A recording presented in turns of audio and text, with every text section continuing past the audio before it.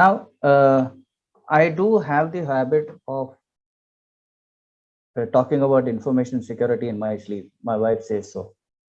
So I will start with a few disclaimers. There is one statutory disclaimer that we all live about. An experience of an audit is like a toothache. Every auditor is different, every audit situation is different, every auditee is different. My toothache is mine. Somebody else can tell me, oh, I understand you, I can sense the pain you feel, but only I know the real pain. Similarly, when you are in an audit, when you are having a toothache, only you know the real pain.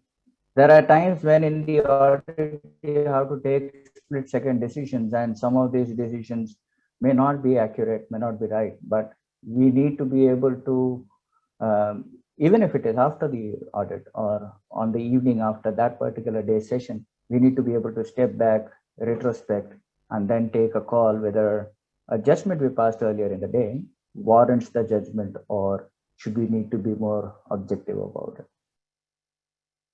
The last one is a session's disclaimer, and we're talking about two roles. The auditor is the umpire. They can only assess, they cannot make suggestions. But the examiner has the responsibility at times to offer advice as well, unless and until it's a fraud examination, in which case they're looking at what happened and they're talking of an opinion or a situation of fact.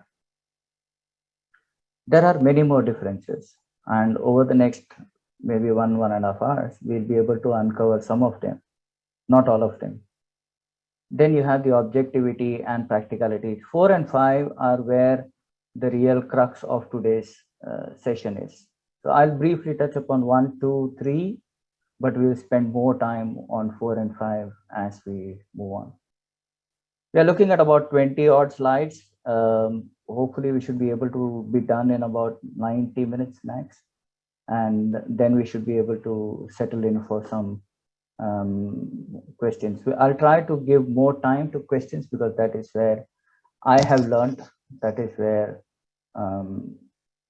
I think my personality and my experience has been. The independence is focused on what is the independence criteria for an auditor. When we talk about focus, we look at how the audit is just a scope, and we'll have to stick to the scope regardless of what happens, unless and until there is material evidence that there is something outside the scope which needs to be taken care of. A classic example that I learned recently was, we are looking at a disaster recovery center that was for a UAE based company. They had it in Syria. We were not doing the audit, we were doing the redesign of their architecture. So the first question I asked is, how safe is a disaster recovery center? They had an office in that country, and obviously with all the things that are happening in the geopolitical landscape, we need to take continuous look at how our designs are and how that is getting impacted in the larger frame of the world. MISI is mutually exclusive and cumulatively exhaustive, and we will get into it in some time. Objectivity and practicality, as I said, we will. So when I spoke about independence, this is the first thing I did. I went to Google and tried what Google has to answer about independence. So the auditor independence refers to the independence of the external or the internal auditor and the forensic examiner. It is characterized by integrity. This is the most key aspect. It is characterized by integrity and requires the auditor or examiner to carry out his or her work freely and in an objective manner. An overview of the different independence rules that apply when undertaking an audit is what the rest of the article spoke about. This is from ICAEW. We can look at that, but when we have to break it down, and please feel free to ask questions or raise a hand. If someone is raising a hand and not seen it, Vijay sir, please feel free to interrupt me. Sure, sir. Sure. Now, employment history, or where you or the partner or you or your partner have been employed, these are easier said than done. Then we have investment portfolio. Do you have an investment in that company or in a parent or a group company? What is your financial situation? Do you have any compromisable secrets? I'm sure all the fraud examiners in the room, the moment I say this statement, you would have gone back to all those cases you have investigated, all those people who have approached you, trying to eke things out of you. Then what's your political inclination? That makes a significant impact. And finally, what are your religious beliefs? I claim to be someone who do not have a singular religious belief. I go to a mosque in the same fervor that I go to a temple. But that said, I cannot put my hand on my heart and say I am unbiased. There will be bias. And it is for us to identify, if we have a bias, to identify and at least mark it down, put it down on a risk register, saying this is one risk that I carry into the audit or into a forensic investigation or something like that. So if I have to talk about independence, independence is not from the audit from a technical perspective or from a scope perspective. We're talking about independence from a results perspective. Would the result of an audit behave or change if the auditor was different? I'm asking this question to all of you. Take any one of your previous experiences, audits in concern, and think, if you had a different person in the audit team, would something have changed? Just ask the question, what is the impact on me, my partner, or my firm if the auditee fails or passes the audit? If you see potential impacts, you have compromised your independence as an auditor. And the one thing that I've always seen is, you're going to audit a very key customer of yours. You get a lot of audit mandates from the same customer.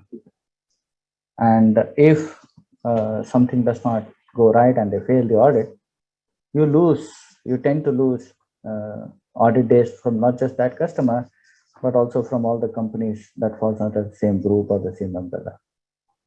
Would that impact the audit? So I'm here not to give a magic pill. I can't. I'm here to ask a question. I'm here to send the cat amongst the pigeons, to make the pigeons think or make the cat think. Is this what we can do? Is this what we must do? Or is this something that should be done differently? It is about whether the company can stand the test of time when it comes to cyber attacks. We are not here to give a solution, because there is no single solution that will work for every situation. But we can ask questions. And the simplest questions that we can ask is, you're auditing company A. They're launching a new online portal. ISO 27001 is absolutely critical to the launch. You already hold a few shares of the company. And the CFO has given you an offer that if the company passes the audit, he will make sure that you get some more allocated. The last one, which is in red, is you are considering a change to move into the industry because there is too much of travel in the audit world. How many of you travel a lot? Vijay sir, do you see a lot of travel happening in Hyderabad amongst the auditor community? Yeah, in fact, we consider ourselves to be more of friend warriors, so called, because we can't stop ourselves traveling out. So it has to be. There was a lull, but we are traveling. We are all traveling now regularly. Oh, that's nice. Please stay safe. Please stay safe. Yeah, thank you. So these are the easier questions. There are some more complicated questions that we will come across. And I'm giving these questions based on my personal experience. We tend to think that the Western world is more mature when it comes to handling events like bribery and similar stories. But let me be honest, I've seen a lot of this happening across the board, regardless of which country it is. So this kind of takes the independence to a logical end. Is there anyone who wants to ask me questions? I see Moses Livingston. Wonderful statement, sir. If you hold shares of a company A, then you should not audit company A because of conflict of interest. Absolutely. Now the follow-up question to this is, who declares? Or when are they supposed to declare? Are you supposed to declare when you get selected for auditing company A, or you should declare that I have shares of company A right at the time when you buy them? Declaration of holding should be made upfront. Ramakrishnan Venkatesan. So now we are getting into that helical spiral where we don't know when the audit questions will come up, when you will be selected for an audit, or so from the time you buy. So there are multiple ways, and we'll come to some of these slightly later in the presentation. But these are questions that we need to ask. These are some things that, as an auditing company, we need to have a process. Let's say every month, every 3 months, every 6 months, every 1 year, auditors do X, Y, Z, A, B, C things. And there are many auditing companies who do this. So there is definitely a benchmark that we can follow up to. Moving on to focus. The auditor is an umpire. What will happen if this batsman gets out, or what will happen if this batsman is declared not out? At that point, in that situation, based on the evidence he has, and he does not have the luxury of replays, the luxury of slow motion, luxury of DRS, or whatever else technology that is on offer, at that split second, he has to make a decision: LBW yes, LBW no. Because LBW maybe means that he is going to the third umpire anyway. It is all about the scope. As kids, when we used to play local cricket, the rule was no LBW. So the scope was very clear. The auditor cannot be the coach. Not a single word of advice. During the audit, the auditor cannot say, if you had done that, you would have been better. He only has to give them, let's say, 3 out of 10 or a 3.5 out of 10 based on what he sees. Evidence plus assessment of material risk or non-compliance equals to judgment. Simple. Nothing more, nothing less. How many of you have seen a mystery auditee? A mystery auditee is someone from the standards board, certifying body, the primary certifying agency that you or your company is associated with, and they send one of their guys to be an auditee during an audit program. Way back in 1999 to 2006, when I was practically on the road every day of the week, I don't even remember the number of audits I did, but in 2005 in the US, I met a mystery auditee. He would just sit there, not do anything, take notes. That is the highest level of compliance that the certifying body can do. It was easier those days, we didn't have many auditors on the field. Now, the number has grown, the audit has become more complicated. We are talking of 2-3 day audits. So the scope has also become very complex. So nowadays, I don't see the mystery auditee in place, but you never know. We may have to bring that logic back into this world. If not from if not from the certifying body, we should be able to do that luxuriously. If as a company we have multiple branches, and one branch is doing an audit for a particular company, somebody should send a mystery auditee from a different branch to be there. That will give you an insight into what actually happens in the audit process. You can charge the customer for it. No rule against that. Moving on, we are now getting into the MISI world. Mutually exclusive and collectively exhaustive. This should be the primary principle for designing our controls.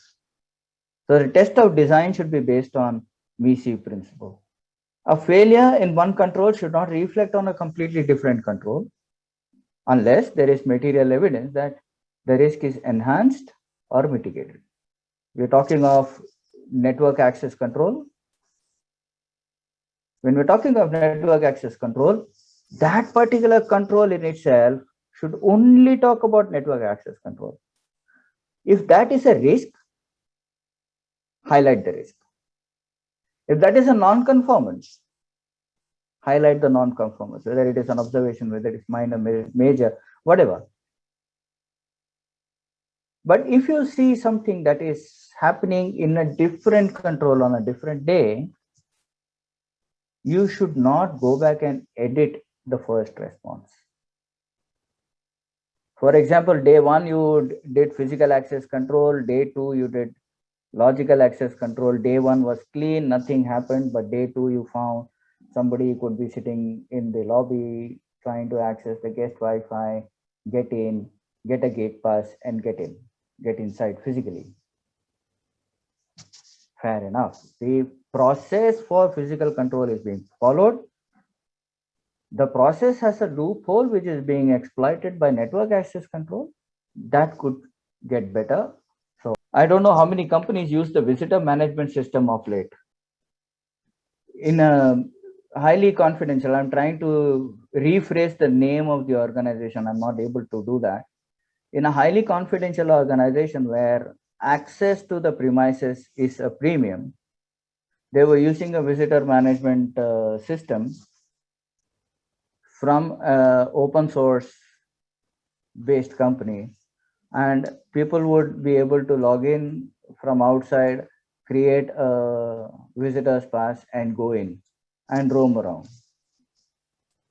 I'm talking of a place which is generally a desert, and in the summer the outside is too hot, so people would use it to go and sit in the AC.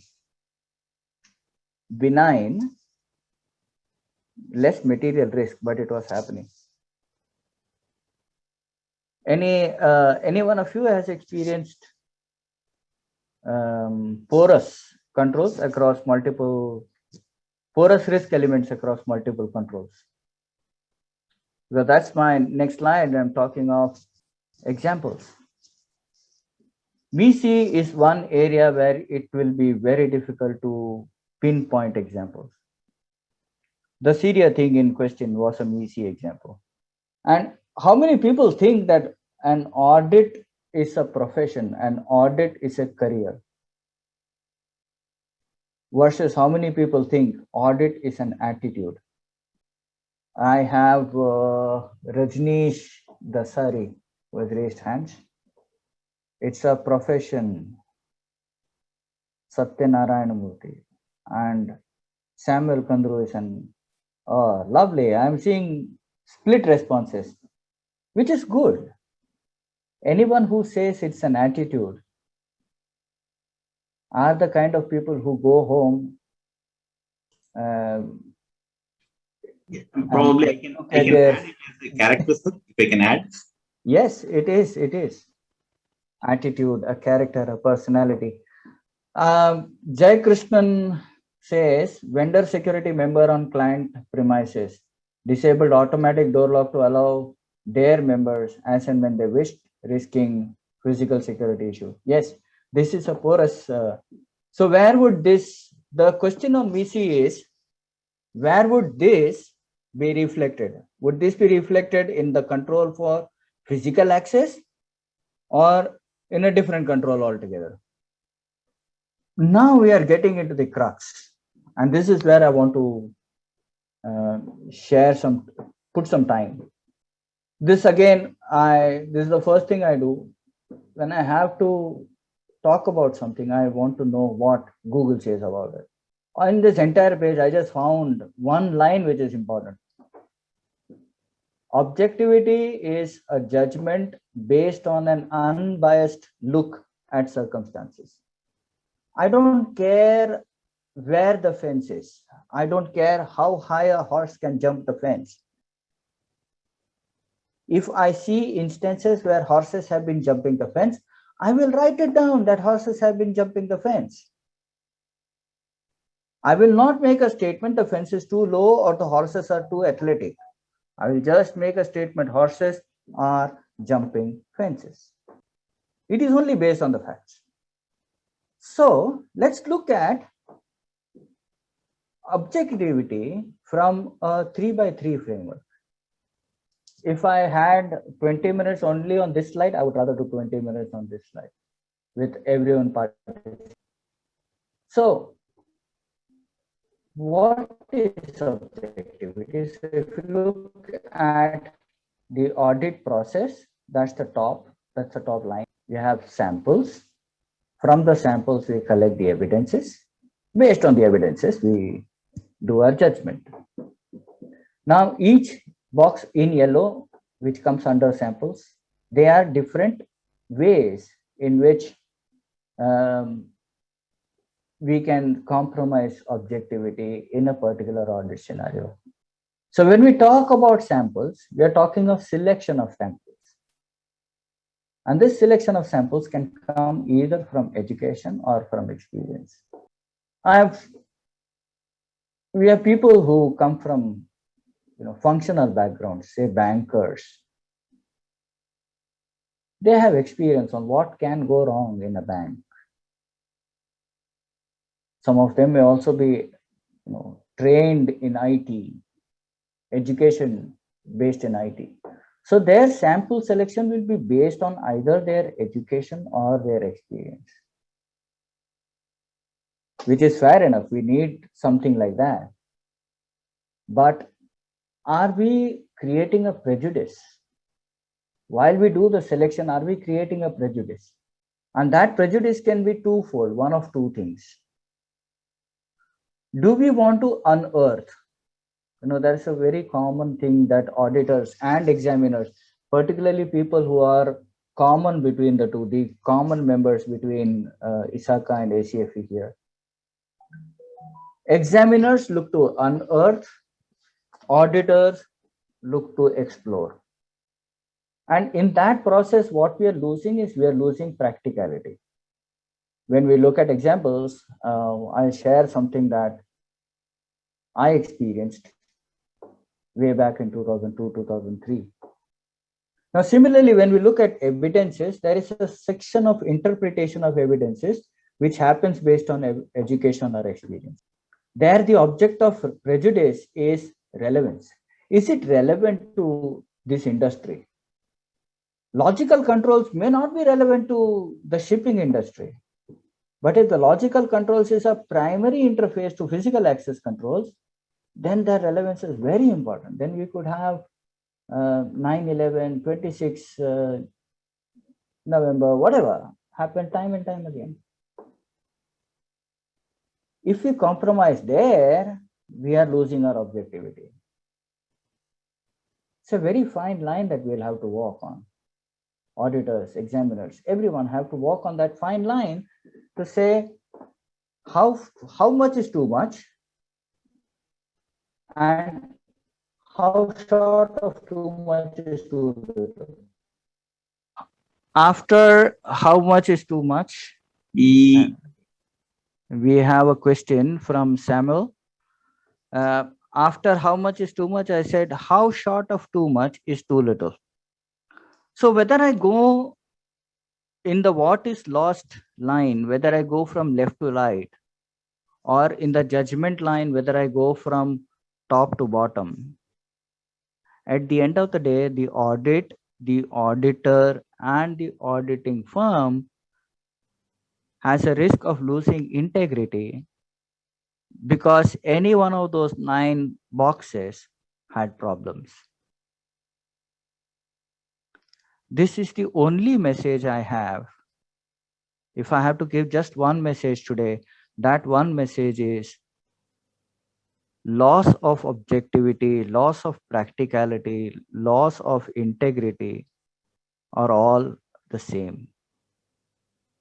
Everything leads to loss of integrity. We are currently in a world where you can get a ISO 9001 certificate for 5,000 rupees. It's just a piece of paper. As auditors, we need to make sure, or we need to ask us if we want to contribute to this phenomenon. And as examiners, we want to investigate if this phenomenon exists, which led to the event and which led to the examiner being called for. I don't have too much slides on examples, but the next one that is coming in is important. We called it the code name Noddy. This was an audit in North America. The customer says, in the very first kickoff meeting, the customer says, none of the controls have been implemented. Nothing has been done, not even an ISO audit. It was the owners of the company, they wanted to check if they needed information security controls. In the first 8 hours, we were able to run into the network. We were able to gather all the information. We were able to get the MD's email. We were able to compromise the entire list of IDs. They were all on a Linux server. We were able to do all that. But the company I was working for as the consultant auditor, they wanted to go deeper. They wanted to say that we want to charge them for 5 man days. You cannot close everything in 1 man day. So you keep on digging. That's where I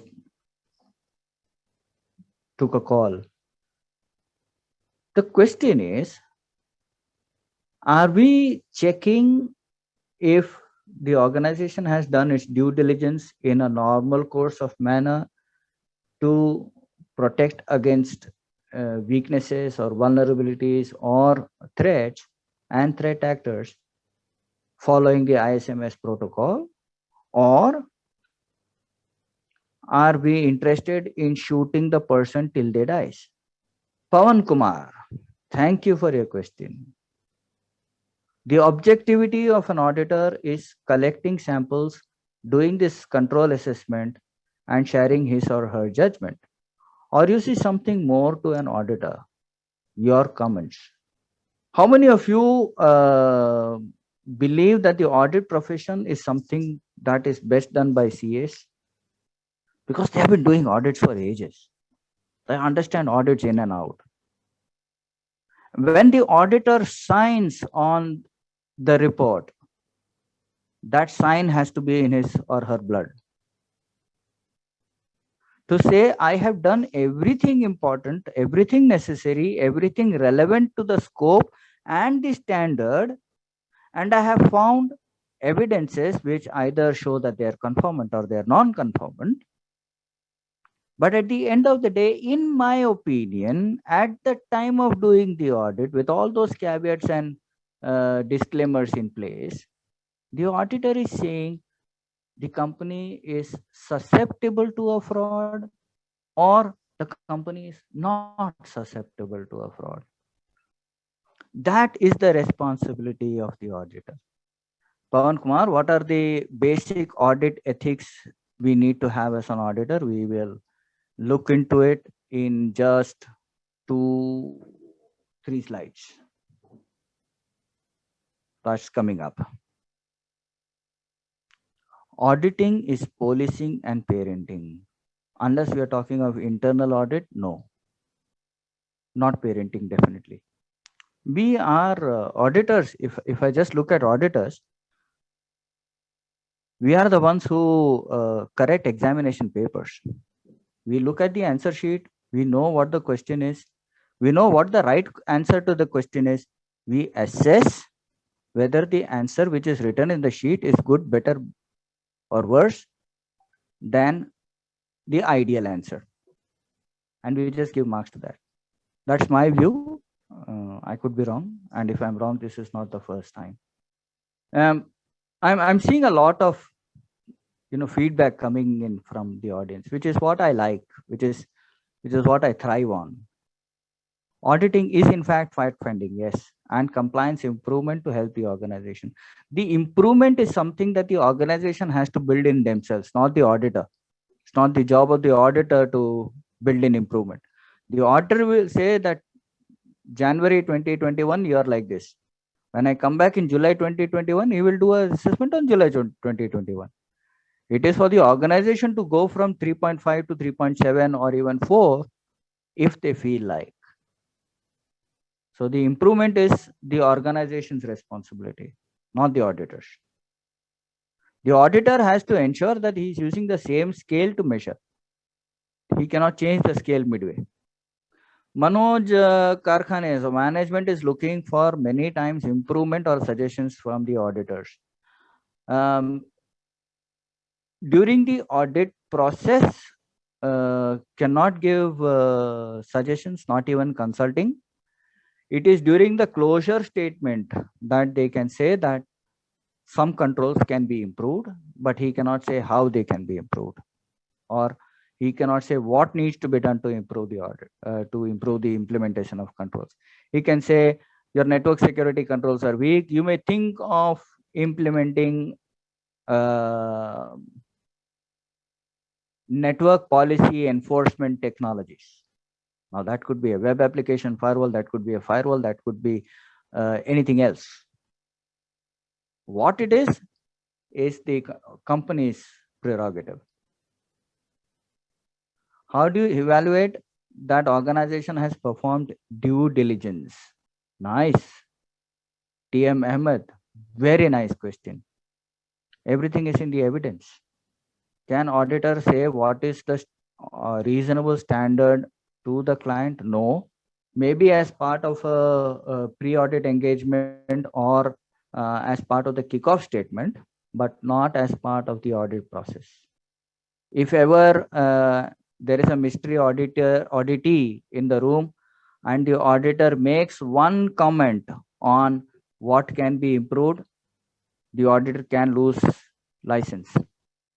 And the auditor has to always say, this is my personal opinion, does not reflect the auditor's profession or my company or the standard itself. I guess there is a thin line between suggestion and a solution. Yes. Do the standard in auditing be different depending on the size of your? No.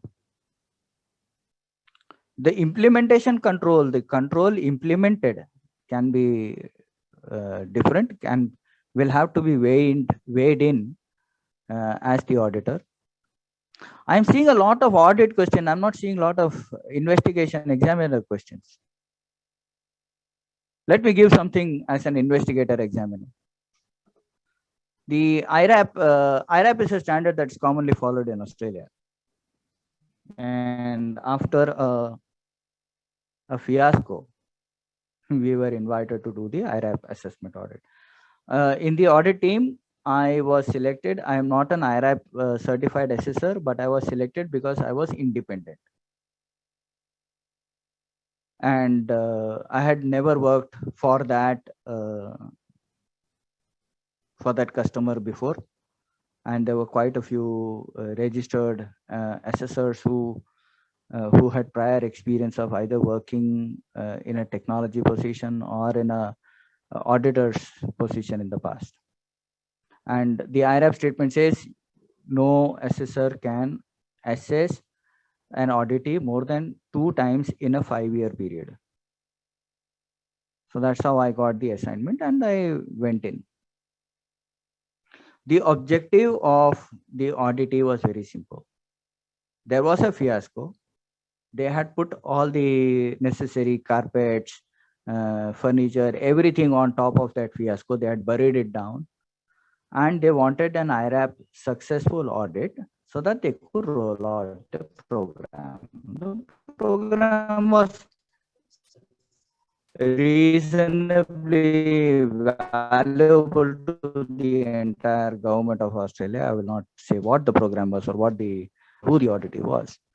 So the objective was they had faced situations. Now they had to just clear the IRAP assessment audit. An IRAP assessment audit was done 2 years ago when the project was started analysis and making the first minimum viable product. And now they're looking at an 80% completed project.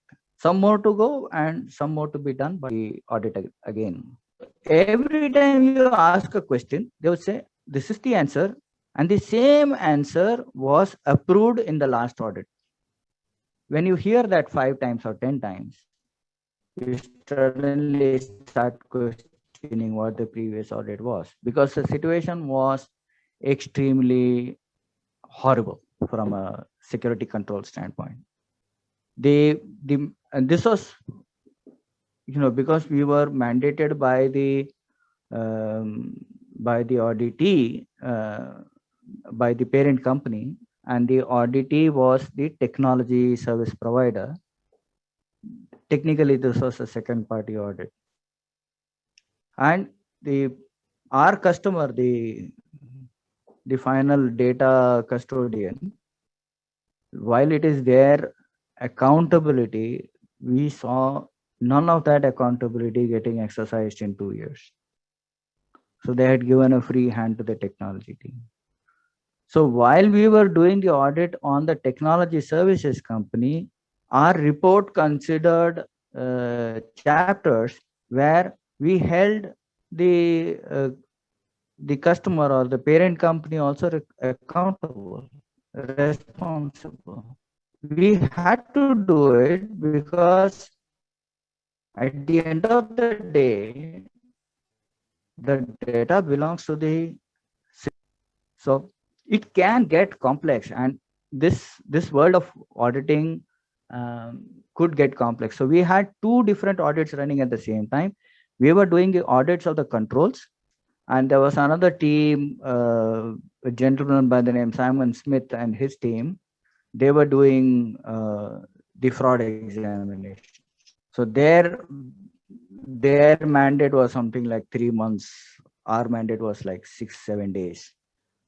And our mandate came because of their mandate. So you will have to, I don't know if it's the standard followed in India. After a significant breach of data, the certification has to be suspended for some time till the audit is cleared. While some people think it is a overkill, I personally believe that if there has been a breach, then okay, Pawan Kumar.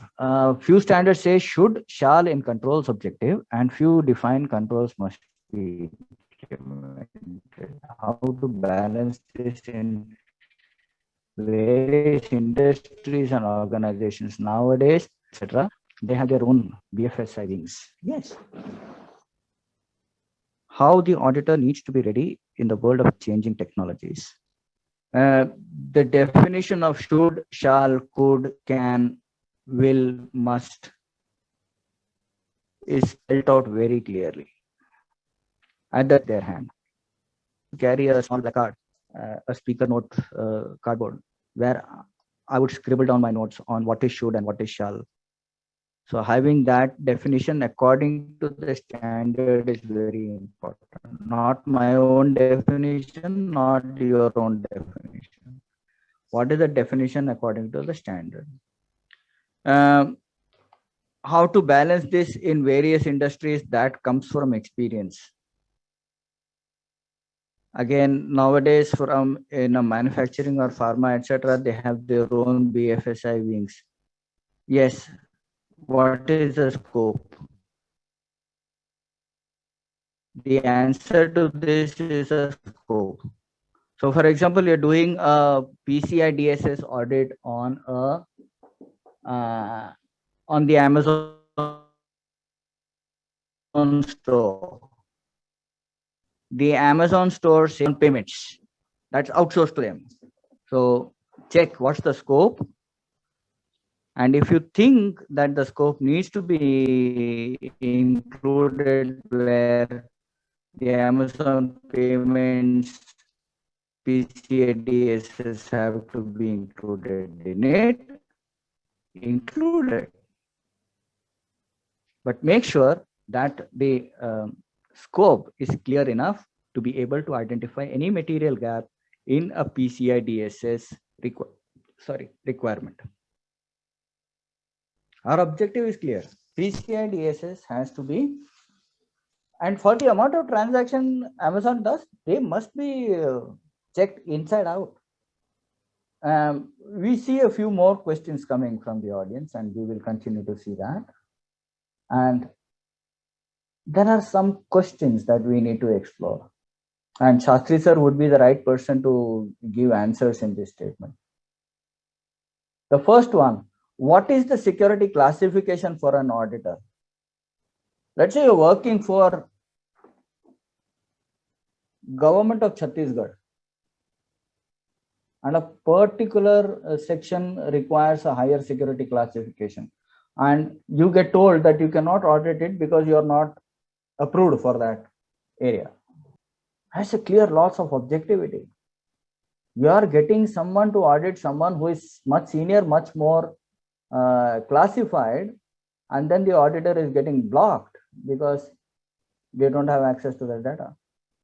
So if you think the audit scope might include high security classification area, then you get an auditor who is approved for high security classification areas. The second one is simpler. Audit plan requires 15 man days to complete. The lead auditor has done the assessment, looked at the scope and everything, and they said, I need 15 man days to complete. I'll need 3 people. We'll do it for 5 days. And the customer and the management agree that we'll do it in 2 people, 4 days. Have you come across such situations? Do you think it is common, more the rule than the exception? So that's a, please understand that is a compromise on objectivity. You cannot deliver results in a shortened time frame. You cannot deliver the same results. You can deliver something, but it will not be the same thing. The audit scope at times is very restricted. Guinness records, the way to ensure that you get a Guinness record is make the scope of the Guinness record so restricted that there is no one else who holds it. Example is throwing 100 darts in 1 minute using only right hand. So anyone who has attempted it with his left hand and he has done 101, you can still get it doing 100 by using your right hand. So if the audit scope is highly restricted and they are not including the right elements to complete the scope of the audit, that is also a loss of objectivity. Identifying objectivity, or rather objectivity itself, is a platform for conflict identification and resolution. So identify where the areas of conflict is. Like, for example, the easiest one was the investment portfolio. Identify what the conflict area is. And once that conflict area is identified, address it. This is the most important statement I believe, a platform for conflict identification and resolution. Which is why I'm saying addressing objectivity is not a one size fits all solution. It's not even a t-shirt which says you can get a t-shirt in small, medium, large, extra large, extra large, and so on. 2XL, 3XL, 4XL. For some people, it may not be a t-shirt at all. It is highly dependent on individual integrity. It should be a process-driven approach. And finally, it should be a platform for conflict identification and resolution. The first one was the problem. This one is the solution. If any organization can create a platform for conflict identification and resolution, like we had a brief interaction a while ago, when do you declare that you have shares of company A? If you declare it early enough, you'll not even be considered for the audit. But let's say you declare it at the time they are saying, oh, there is an audit coming up, we want you to be party. You ask who the customer is, it's company A. You say, I've got shares of company A. I cannot audit. They go back, speak to the certifying body, and they say, okay, as long as there is a declaration, this person can audit because it's a recertification audit or something. Or this is critical to their share prices, so let's not involve this auditor. You take some other auditor from some other company, and so on. So let's look at some options that we have implemented some of this in a different country. We have implemented a vetting system across a variety of risk parameters. A similar vetting system exists in India and so on. This is for an African country that we were doing consulting way back in 2012. We implemented something like this for them. So first is a baseline. So the moment you get a baseline, the person can be checked for education, experience, investment portfolio, criminality check. And if the person passes, he or she can do internal or first party audits as an assistant. They cannot lead. The next one is -1, -1, which is baseline, plus if they have credit card statements. So the first one was investment portfolio. The second one is financial status. So the first one, the investment portfolio, is only looking at what companies shares the person holds. In the next one, we look at an entire investment portfolio. Is that investment portfolio industry driven or industry agnostic? Does he have his investment spread across different types of industries, or is only focusing on one type of industry? That's an analysis built into it. How many foreign travels does the person do? Who pays for them? Does he have means to support his travels or her travels? And so on. Neg 2 looks into the personal life. And we do a Neg 1 for the partner. Neg 2 gives authority for first party and second party lead auditors. And for a third party, they can do an assistant. Neg 3 looks like Neg 2 and the personal life of the partner as well. So the personal life could be where are they going, who are they talking to, how many international phone calls they make. You can go as deep as you want. So this is a vetting system we placed for a in-country certifying body for ISO 27001. And they were planning to go the entire path of setting up staff, training, getting auditors in place, and so on.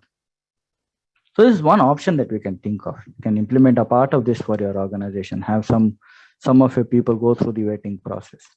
This could be done for auditors, it could be done for fraud investigators. This could be done for internal auditors, for example. This could also be done for people who want to join organizations, consultants or advisors and so on. So this is the end of the session.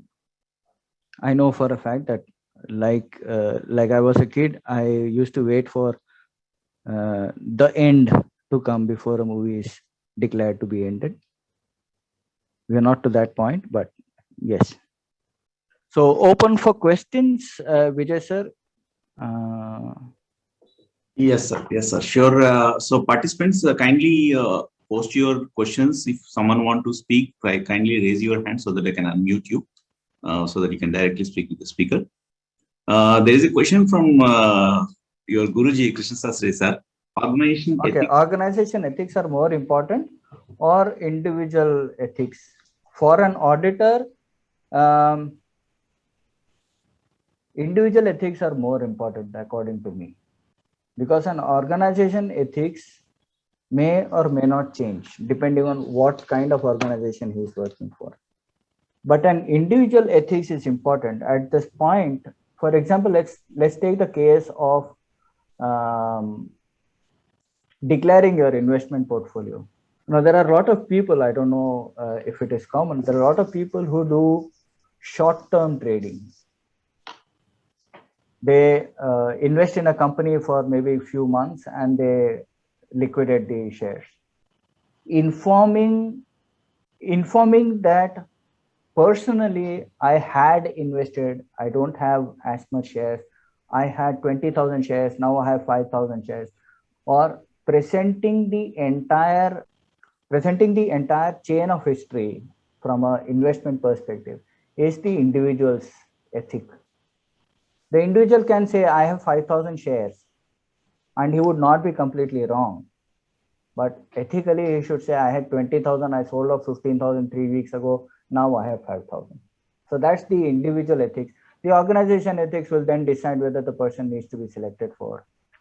I hope this one is right, or I'm articulating myself clear in this example. Yes, sir. Krishna sir, you have something to say here on you. Okay, see, my question is like this. Let us take a scenario. My company did a audit for a client, and there is some fraud or something happened. I want to go for a forensic investigation. They said, no, you can't go because he is our channel one client or audit client or something. So my dilemma is very simple. It is because forensic is a truth finder, right? You know very well about is a truth finder. Even Home Minister's son did the murder or a common man did the murder. Same forensic expert will go and do the investigation. So if my company did the audit, why can't I go with the word saying it's a conflict of interest? If you are using the word conflict of interest means organization's ethics are dominating your professional ethics. So why this conflict of interest? The meaning of the conflict of interest has come means they don't have faith on you. It means, yes, your organization ethics are dominating your professional ethics, which is dead against to any member profession, to be frank. So who brought this dirty word called conflict of interest? I wouldn't be able to make a comment on who brought this word, but as you rightly mentioned, the only reason I could think of is as an auditor, you have access to some parts of the organization that a common man does not. Now, depending on what the agreement is between the two organizations, the agreement could be you are doing audits, but you will not do any other activity when it comes to investigations or something like that. So, for example, I'll use the example of KPMG here. KPMG, when they're doing financial audits, financial statement audits for a company, they cannot do forensic audit, forensic assessment or forensic accounting for the same company for the next period of time till they finish their audit, after they finish their audit assignment. Yes, sir. Saradgar, you want to add something? No. Shastik covered. My point is, Conflict of interest is such a wider term. It keeps on evolving. It is not static. And having done investigation of such a case where same firm were statutory auditors as well as system auditors, and surprisingly, system auditor gave a report which found faults which were not considered by the statutory auditor of the same firm. So a lot of things are happening. I didn't want to add. Somebody else covered this point. Yeah. So coming back to the same question, I think there are two parts to it. One is the formal part to it, which is, let's say your organization is already doing an audit for this, has a business engagement with the examinee. Then there is a chance that you may tone down, or the organization might tone down the report. On the other hand, on the lighter note, I think the whole world of conflict of interest evolved only because of one thing. There were too many auditing companies, and they all wanted to, and there were a fixed amount of customers. So they said, if you're doing this, give that job to me. It was an agreement between auditing firms which says, I'm doing this, you take that job. That was on the lighter note.